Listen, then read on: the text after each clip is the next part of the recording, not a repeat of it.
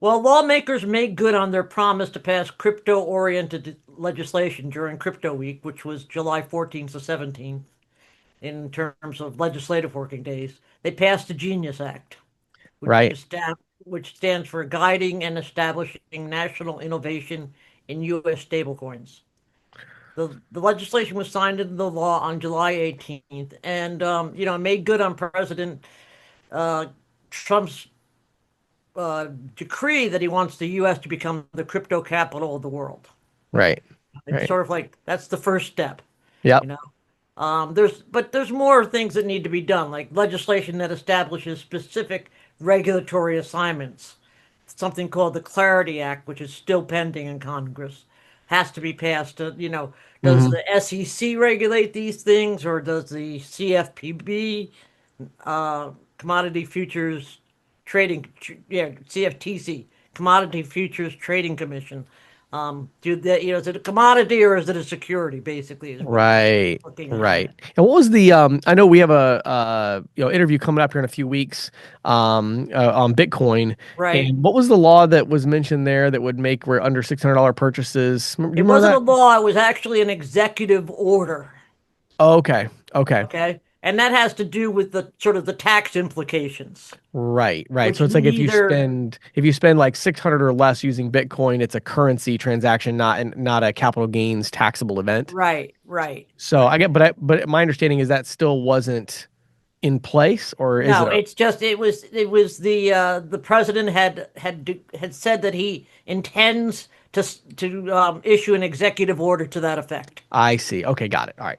Got it. Okay, Okay. but it has not exactly gone into effect yet. But Okay. usually those things, things like that don't come up unless they're Right, probably right. in the works. And obviously it would need to be there probably needs to be some regulatory work done at the IRS to make that Right. To make you that. know Yeah, to sure. make that a reality. Okay. But so just basically here's what the Genius Act does a bunch of different things, but it basically sets up concrete procedures for institutions seeking licenses to issue stablecoins, and it sets reserve requirements. It also allows for state regulation of issuers with sort of what they call smaller issuers, those with less than $10 billion in market capitalization, Hmm. and a waiver process for issuers exceeding the threshold to remain state regulated. But this is really important because there's a lot of people that are saying, okay, stable coins are gonna you know wipe out Visa and Mastercard, which I think both you and I Right. know is not going to happen. But at a earnings at a call with what do you call it, analysts? Excuse Right, me. right. Steve Squeri, who is the CEO of American Express, told the investor consultants, etc., whatever, that he sees stable coins replacing rails like the ACH and wires, but not necessarily card payments. Yeah. Now, is that wishful thinking? I don't know. But I mean, I could see that. I could see how it could replace Yeah. ACH. I'm not sure about wires, but I could see how it could replace Well, I ACH. mean, you think about it, wires a lot of times are used more for those cross-border international type situations. That's So that true. I think that could be good. To me, what's really interesting about it is that I think what inevitably happens when these new innovations come along is that you look at stablecoin and say, okay, well, how is stablecoin going to become broadly used in kind of mainstream America? And there's two ways to do that, right? One way would be that they could build their own network. Well, when you think about the implications of that, right, that's going to take decades because Right. merchants have to be willing to accept whatever this new payment method is. Consumers have to be willing to adopt whatever this new way of paying is, versus saying, okay, stablecoin exists. That's enough of an innovation to say, let's just make Visa cards that run on stablecoin, and let's make MasterCards that run on stablecoin, and let's make American Express cards that run on Hmm. stablecoin, and let's eliminate interchange cost. There's enough there that I think they're going to, they're going to run on those rails at least for a long time. Down the Right. road, is there some really innovative new form of network that's going to displace Visa and MasterCard? Probably. But if is it 20 years from now? Is it 50 years from now? I don't know. But I don't think it's 5 years from now.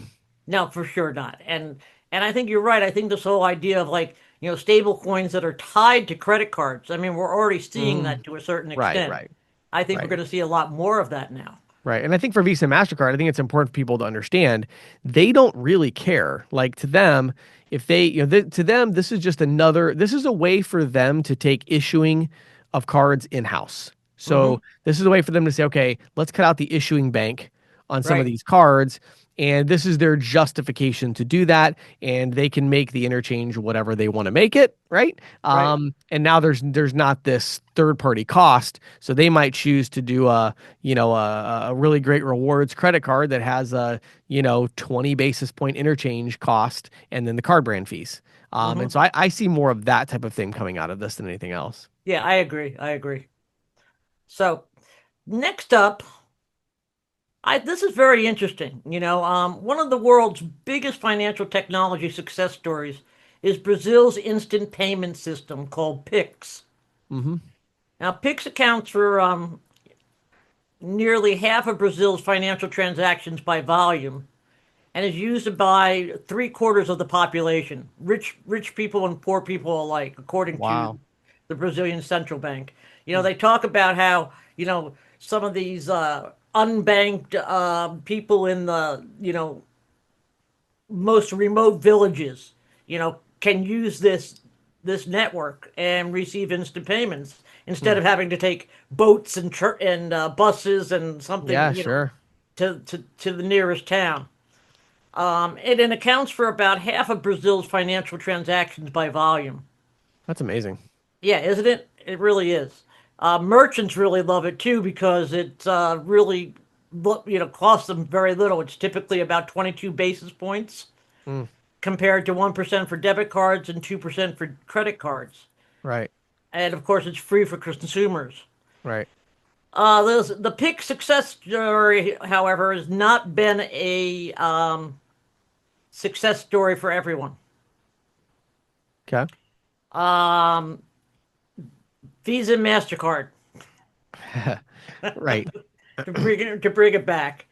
And that has led President Donald Trump to order a probe into whether the network discriminates against legacy payment networks like Visa and MasterCard.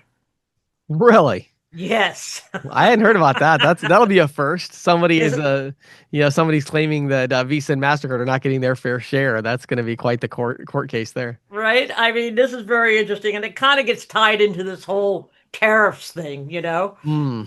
Okay. Um, because they're it's like we're gonna increase your tariffs, and we want unless you know start charging something for this. I don't know. I mean, that's Right. Right. nothing like Right. that has been said yet, but that I could see That's the something like direction. that being said. Interesting. A study Wow. by the Brazilian payments firm eBanks last September predicted that Pix could surpass credit cards as the main payment system for e-commerce. This, according Mm, to reporting by the Financial Times. wow. Yeah, so the Office of the U.S. Trade Representative has initiated an investigation into whether the Brazilian government is tipping the scales against Visa and MasterCard, among other things. Mm, This was in a statement issued by the trade representative on July 15th. They suggested that Brazil may be undermining, quote, the competitiveness of U.S. companies.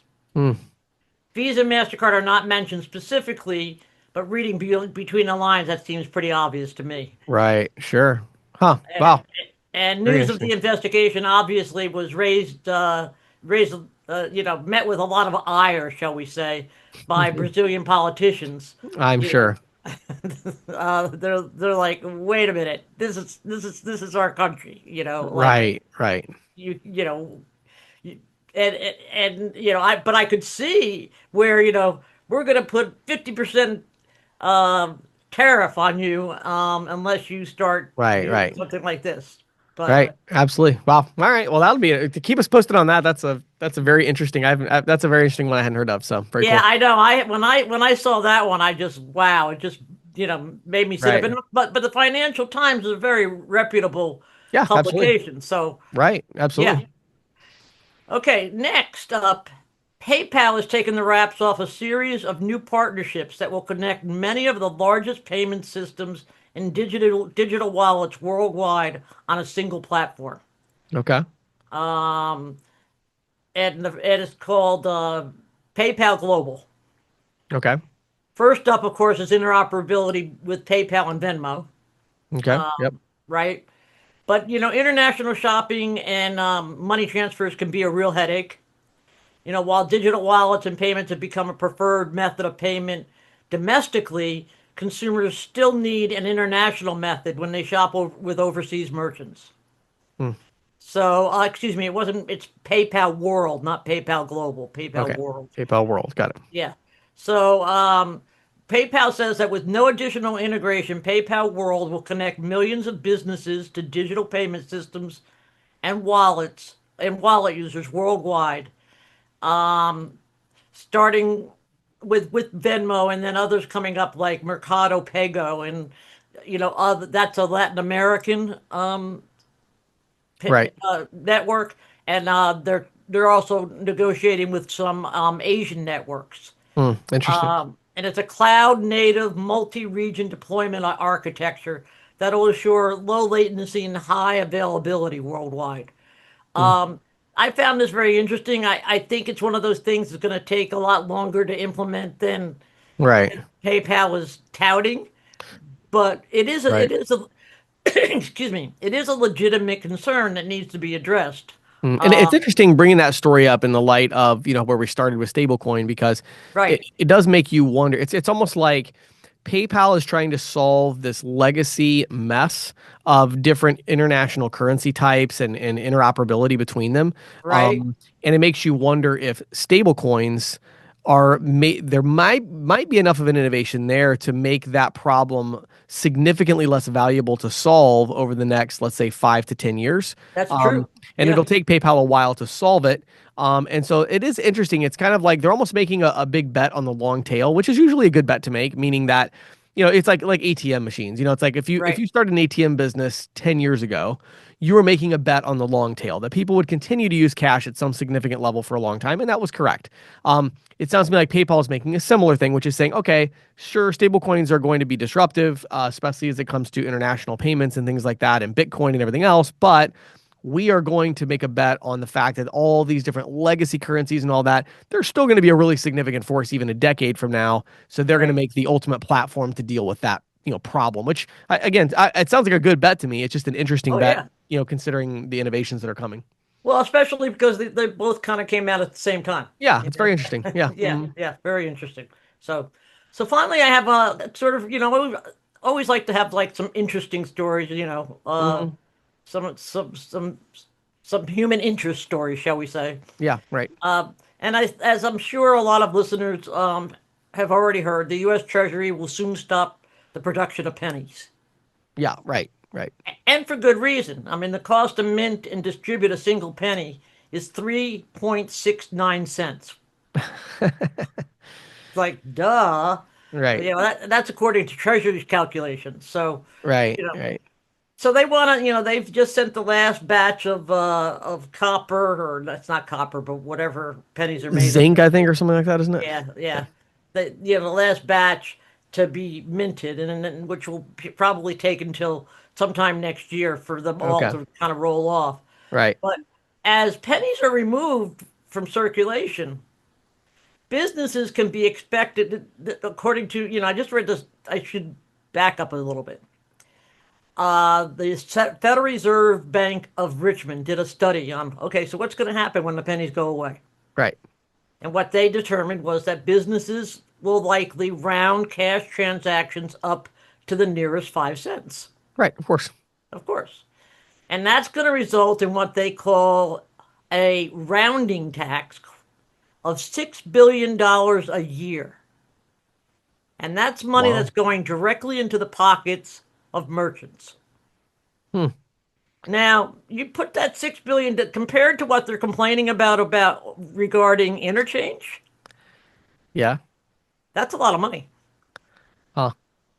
That's really interesting. Yeah. So they'll round up to the nearest. Wow. I guess those pennies do add up. Oh, they do, yeah. Yeah, that's really interesting. Hadn't thought about that before. And the other thing too is in my opinion, it's going to impact the digital side as well because they're not going, it's not, if I'm a business owner, I'm not going to price my item in cash at 1995 and then my digital No, version at 1999 or 1991 or whatever. It's like, no, I'm going to just round everything up. So right.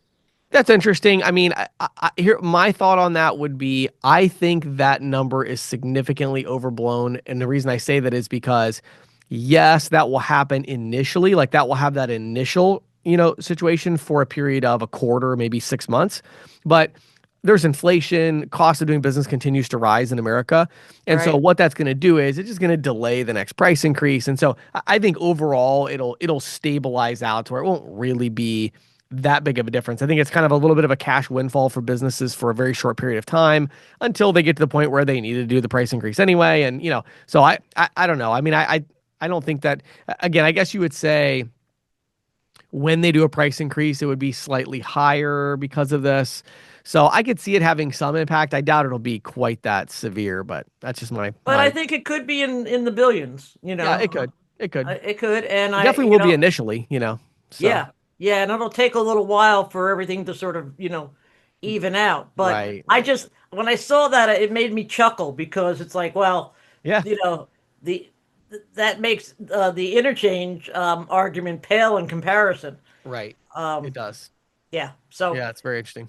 well, that's it for this week, James. That was packed out there, Patty. I enjoyed that. That was good. I always Thank enjoy. you. I feel like we're doing the industry a service. You're doing the industry a service. I feel like by doing these because I think that even for me, it's like I find myself every week looking forward to this conversation because it just catches me up on all the biggest stories in the industry, and I hope Right. that that's what we're doing for our audience as well. So thank you for all your work on this. Sure thing.